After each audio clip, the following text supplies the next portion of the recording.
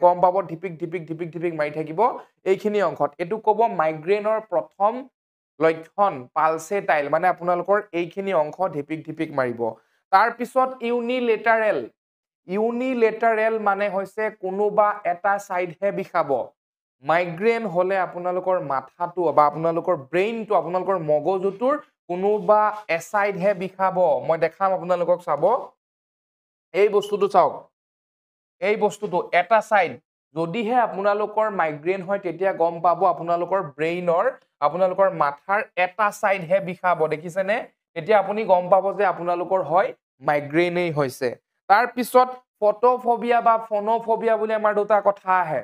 phonophobia যদিহে আপুনি বহুত বেছি হুলস্থুলীয়া পৰিবেশ এটাত যায় আৰু সেই তেনে হুলস্থুলীয়া পৰিবেশ এটাত গলে আপোনালোকৰ কি হ'ব পাৰে হুলস্থুলীয়া পৰিবেশটোত যোৱাৰ পিছত আপোনালোকৰ খুব মাথা বিষাব পাৰে সেইটো আপোনালোকৰ হৈ